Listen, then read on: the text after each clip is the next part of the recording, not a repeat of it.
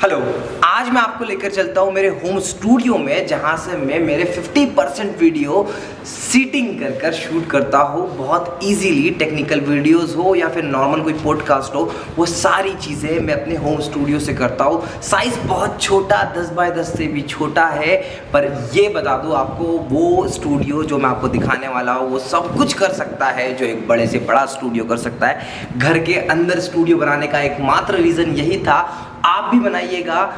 यही रीज़न होता है कि जब चाहे तब, रात हो या दिन, हर समय, संडे हो तो भी आप शूट कर सकते हो। आज संडे है और मैं शूट कर रहा हूँ, आपको मैं मेरे होम स्टूडियो लेके चलता हूँ। तो देखिए, सिंपल से हम लोग चलते हैं हमारे घर पर। मेरा एक 3 BHK फ्लैट है, तो हमने एक रूम को पूरा का पूरा जो बना के रखा हुआ है, स्टूडियो रूम का बना रखा है। तो सबसे पहले एंटर होने से पहले मैं आपको बता दूँ कि हमने यहाँ पर इसको पूरा साउंड प्रूफ करने की कोशिश करी। इसलिए इस नॉर्मल डोर्स जो होते हैं हमारे घर के ऐसे होते हैं, तो हमने इसको थोड़ा सा पैक करने की कोशिश करी, एयर टाइट करने की कोशिश करी है। डोर क्लोजर आप ज़रूर लगाइएगा, डोर क्लोजर बहुत इंपॉर्टेंट होता है। अब आप अंदर आ जाइए।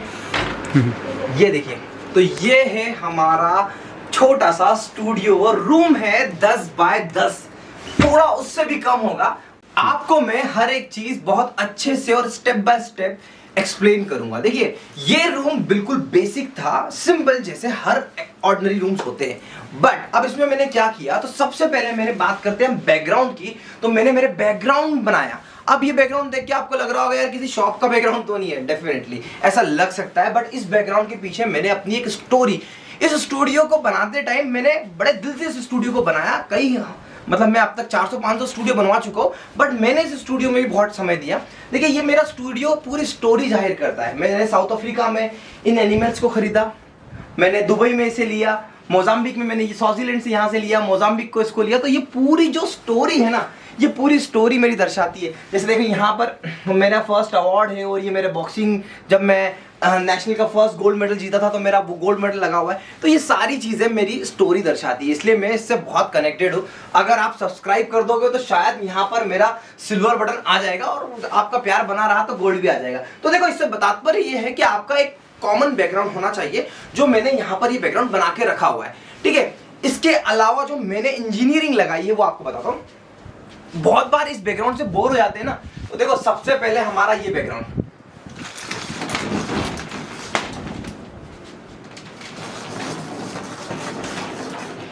ये मेरा है ब्लैक बैकग्राउंड। तो आप क्या कर सकते हो, ऐसे फुल फ्रेम में डायरेक्टली कभी ब्लैक बैकग्राउंड के साथ में शूट करना है तो आप इस तरीके से शूट कर सकते हो। ठीक है, तो बैकग्राउंड चेंज करने के लिए क्या है, सिंपल सा जो विंडो वाले रोलर होते हैं ना, ये कोई बनता नहीं है, ये आपको बनवाना पड़ता है। ये 10 बाय 10 से छोटा नहीं बनेगा, मतलब सॉरी, ये 10 बाय 10 से बड़ा नहीं बनता है। तो आप ऐसा एक बैकग्राउंड लगा सकते हो। अच्छा, इसके पीछे मेरी एक और कहानी ये थी, इसको तो मैं क्लोज कर देता हूँ। अब बहुत सारे लोगों को लगता है कि 2 बैकग्राउंड से क्या होगा, तो ये लो मेरे 1 लाख बैकग्राउंड, जितने चाहे उतने बैकग्राउंड ये लगा दिया मैंने क्रोमा।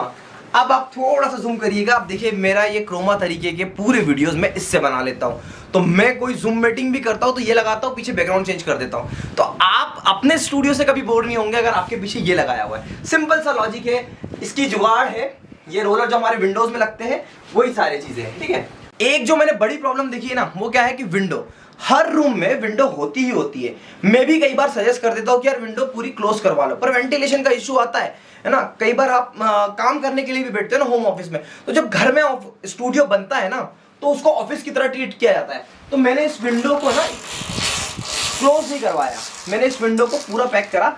अब देखिए, मेरे यहाँ पर सीधे हाईवे है, थोड़ा सा आप इसको अगर जूम करके बताएंगे ना, तो देखो ये पूरा हाईवे है, सामने से ट्रक निकलते हैं, पूरी आवाजें आती है, बट स्टिल मेरे ये जो ग्लास वाले विंडोज है ना, ये कवर कर लेते हैं। और ये जो मेरा मैंने कर्टन लगा के रखा है, इसको पैक करता हूँ तो मेरा काम हो जाता है। तो अगर आपके पास में नॉर्मल माइक भी हो ना, तो भी काम होता है। तो विंडो को पूरा पैक तो मत करवाना होम स्टूडियो में, तो एटलीस्ट नहीं। दूसरी बात मैं आपको बताना चाहता हूं कि आपको क्या क्या करवाना है रूम के अंदर। तो देखिए, रूम के अंदर सबसे पहले तो आपको यहां पर ऐसा एक कारपेट लगाना है। अब इस कारपेट की थिकनेस को अपन दिखाते हैं। ये देखिए, यहां पर थोड़ा जूम कर सकते हैं अपन, थोड़ा यहां पर देखिएगा। ये तो ये जो थिकनेस है ना, इतनी थिकनेस है, ये इतनी बहुत लोकल वाले कारपेट नहीं यूज करना, ये थिकनेस हो गया। ठीक है, इसके बाद में अगर आप थोड़ा सा ऊपर कर लेंगे तो यहाँ पे देखिए, मैं थोड़ा ऊपर चढ़ जाता हूँ कि ये जो चीज है ना, ये देखिए, ये जो है ये हमारी 2x2 की टाइल्स आती है। जो हमारी नॉर्मल वॉल सीलिंग होती है ना, वो ये है ना। इसके पास में मैंने 2x2 के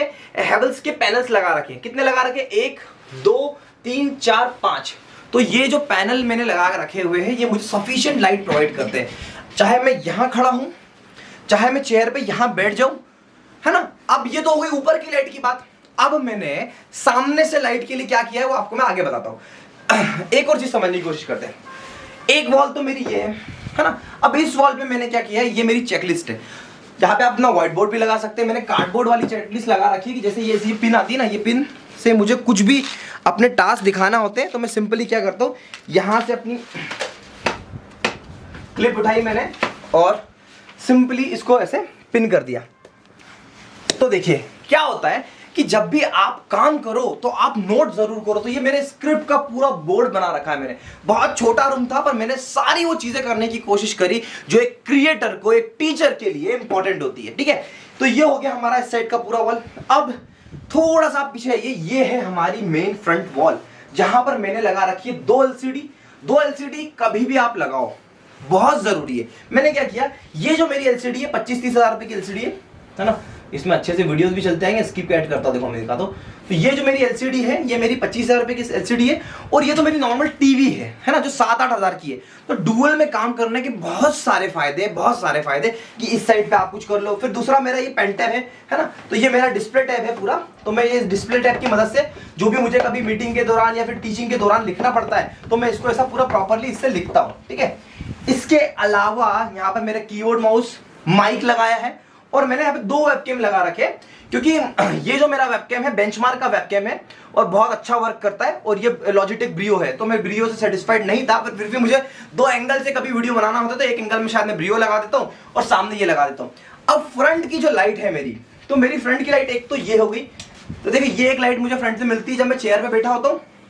और दूसरी मेरी जो लाइट है वो लाइट है ये। तो ये 2 साइड थे, क्योंकि देखो एक साइड पे वार्म लाइट कम होनी चाहिए और एक डिफ्यूजर की तरफ वर्क करती है।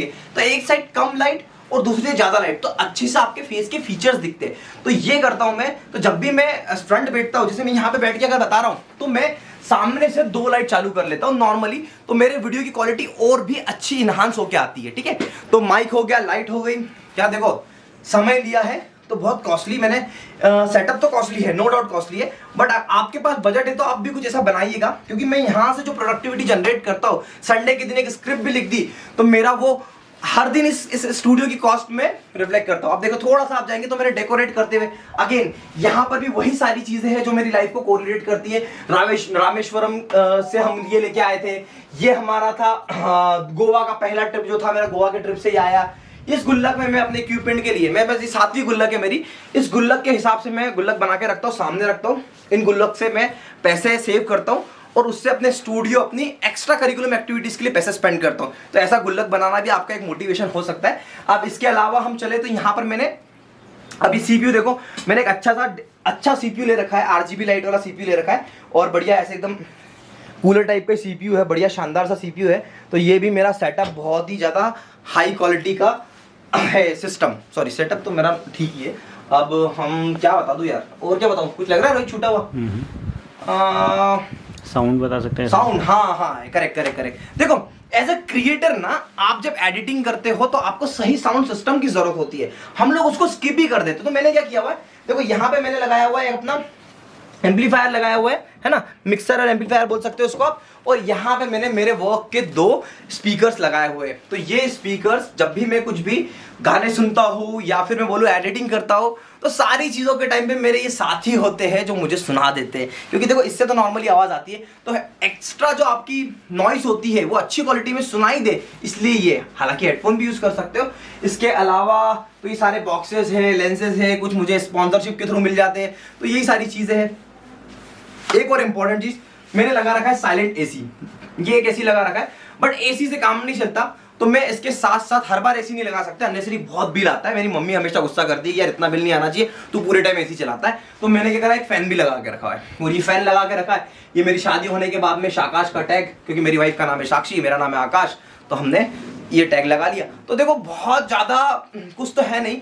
एक और चीज़ अगर आप चाहो तो एक प्रिंटर की ज़रूरत पड़ती है, तो एज अ एक रूम में प्रिंटर होना बहुत ज़रूरी है। तो प्रिंटर भी एक अच्छा मैं बोल सकता हूँ ऑप्शन है, अगर आपके पास में थोड़ा बजट बढ़ाते जाओ और चीज़ें लेते जाओ। तो ये रूम में ना, ये जो स्टूडियोज होते हैं ना, होम स्टूडियोज, इनकी खासियत क्या होती है, ये आपके टाइम को सेव करते हैं। यार इस जगह पे बैठ के इस रूम के अंदर आने के बाद में मुझे नहीं लगता कि मैं कहाँ बैठा हूँ, मुझे लगता है कि मेरा ये ऑफिस, ये पूरी शांति होती है। तो बहुत बहुत प्रोडक्टिविटी निकल के आती है। तो बहुत से लोग सोचते हैं यार घर में ऑफिस, घर में स्टूडियो बना के हम क्या ही कर लेंगे। नहीं बॉस, बनाने से बहुत सारे फायदे। तो देखो आप नए हो या फिर हो आप एक्सपीरियंस क्रिएटर, बजट कम हो या ज्यादा, सिंपल से आपको अगर मौका मिले तो अपने घर का स्टूडियो बनाना।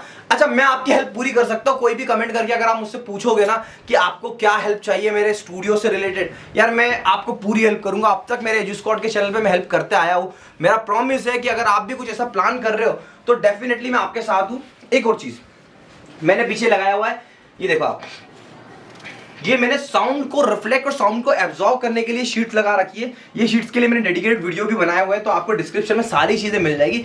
इस होम सेटअप को दिखाने का मोटिव यही था कि यार आप भी शुरू कर दो, आप भी शुरू कर दो आज से ही इस पर काम करना, कि आप भी एक ड्रीम बना लो कि यार मेरा अगर रूम 3 BHK है, देखो 2 BHK रूम में मत करना, क्योंकि इस रूम में एक्चुअल में फिर कोई नहीं आ पाता। आप मतलब मेरे घर में कभी बच्चे आते हैं ना, मतलब दीदी के बच्चे आ जाते हैं हमारे, तो मेरे को मजबूरन बड़ा वॉच करना पड़ता है, क्योंकि इसमें बहुत सारी क्रूशियल चीजें होती है।